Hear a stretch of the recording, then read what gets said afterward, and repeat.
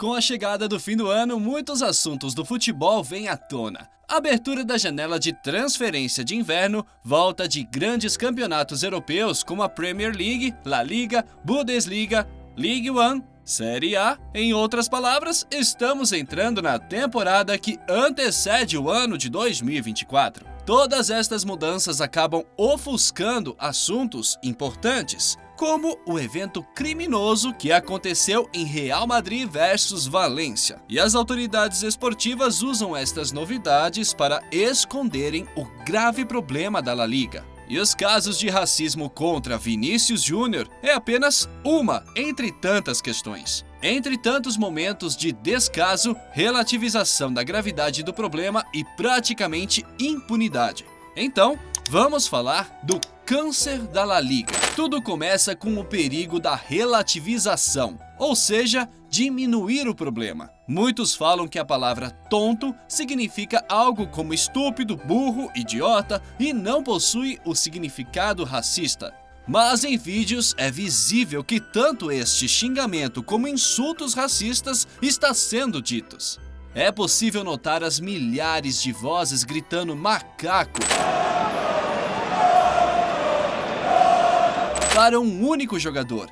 E é fato que, mesmo que seja exaustivo, é preciso falar sobre isso para que o futebol não tenha um problema futuro tão grande. Todos lembramos do que Mario Balotelli sofreu e, infelizmente, o racismo que o atingiu foi a semente de discriminação que germinou contra jogadores como Vinícius Júnior e Daniel Alves. Jogadores como Balotelli e Vini Júnior são personagens históricos no futebol, pois mesmo sendo um dos melhores futebolistas de suas épocas, eles são perseguidos pelo preconceito, onde quer que joguem. Seja na Itália, Espanha, França e, lamentavelmente, até no Brasil. A marcação com estes jogadores é visível. Vinícius Júnior é constantemente condenado pela mídia esportiva espanhola apenas por dançar ou comemorar jogadas, algo típico e cultural do futebol mundial. E isto é ligado à questão racial, sendo de forma velada ou explícita. E não é escapatória, porque este definitivamente é um problema da La Liga, craque. Quando se fala de racismo, o contexto e o histórico precisam ser analisados. Os casos fortes de discriminação racial por parte do público espanhol começaram ativamente há décadas. Vamos relembrá-los. O primeiro exemplo foi em 1982, onde o lendário jogador camaronês Tomás Nicono foi chamado de mono, que do espanhol ao português é macaco. O futebolista africano foi um dos grandes ídolos do espanhol, mas isso não foi o suficiente para ter o mínimo respeito pelos torcedores do estádio Zaragoza. Naquela época, nenhuma providência foi tomada.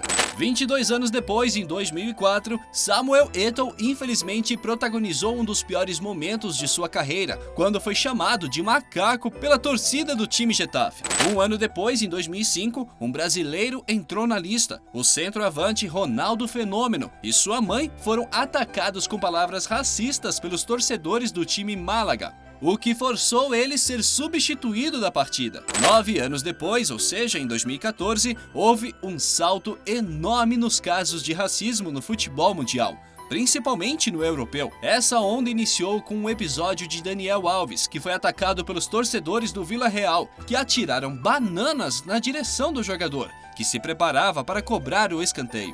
6 anos depois, em 2020, o caso que mais repercutiu foi o do ganês Iñaki Williams, que foi atacado pela torcida do Espanhol com um xingamento de macaco, enquanto jogava pelo time do Atlético de Bilbao. Um ano depois, os ataques chegaram ativamente contra o Vinícius Júnior. Em uma partida contra o Barcelona, as ofensas racistas começaram aos montes. Em 2022, ele volta a ser atacado pela torcida do Mallorca, do Atlético de Madrid e do Valladolid. Agora, no ano de 2023, os casos de racismo público chegam a 6, com o último sendo contra o Valência. Nesse capítulo de horror, o jogador não suportou e decidiu reagir, mas quem foi expulso do campo foi ele. A arbitragem foi incompetente e conivente com a discriminação, a ponto de omitir até mesmo as imagens do ocorrido. Uma questão semelhante em todos esses casos e todas as outras centenas de ataques é o discurso oportunista. Alguns deles aproveitam do momento para diminuir o impacto do racismo, ou seja, basicamente empurrá-lo para debaixo do tapete. Já outros casos são puramente midiáticos. A FIFA se prestou a agir ativamente contra este problema, mas nada até agora.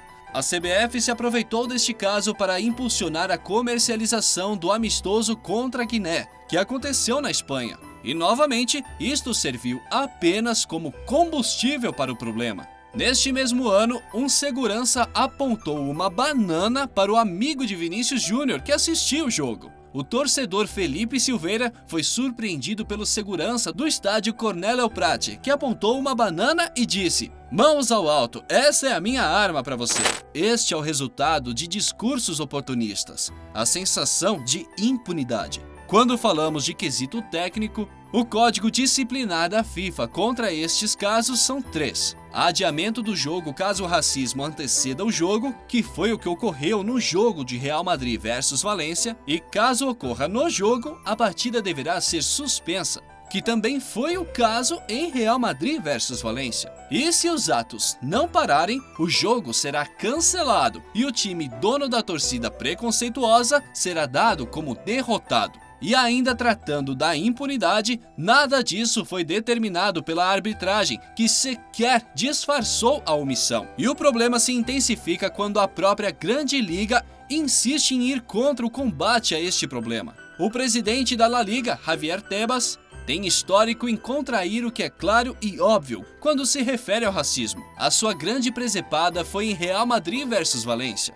O jogo foi paralisado por 10 minutos e, lamentavelmente, Vinícius Júnior foi expulso. Em seguida, em uma entrevista a Reuters, Javier disse: "Bom, parece que o resultado não tem sido muito bom, certo?"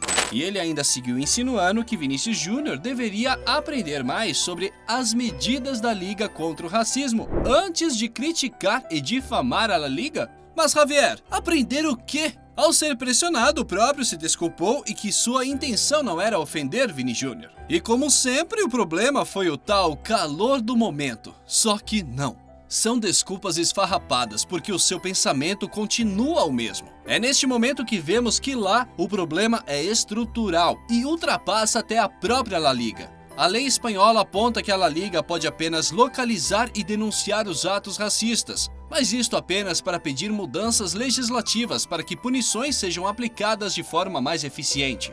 Ou seja, a solução é terceirizada a outras autoridades que também não dão a mínima para o problema. Infelizmente, a única esperança que temos de vermos uma ação da La Liga é quando o problema atinge seu bolso. Estudiosos e experientes do business do futebol, como sócio-diretor da UF Esportes, uma empresa especializada na captação de marcas e patrocínios das entidades do esporte, prevê que estes numerosos casos só podem resultar em um fator: a queda do valor de mercado da La Liga. O ideal é que empresas que buscam patrocinar o esporte para associarem suas marcas à paixão, emoção e alegria do futebol venham a se afastar de uma indústria que não combate de forma eficaz um problema que vai contra tudo isso. E não apenas isto, mas pode ocorrer um efeito dominó de diminuição de interesse do público em visitar os estádios, assim como a queda das compras de transmissão dos jogos e do torneio, afinal, a audiência cairá. As medidas de combate ao racismo precisam ser fortes e pesadas, sejam financeiramente e filosoficamente. Infelizmente, a tendência é que os casos venham a aumentar para que a FIFA tome alguma atitude. No entanto, uma luz de esperança é o Comitê de Combate ao Racismo, que a entidade criou e nomeou como líder o próprio Vinícius Júnior. Agora vamos esperar que a entidade deixe o ídolo trabalhar no combate ao grande problema do futebol espanhol e de todo o mundo. Enquanto isso, acontece uma crise do outro lado do mundo, mas completamente diferente de tudo que já viu. Entenda o porquê do futebol ter quebrado na China. Fique com o vídeo. Valeu!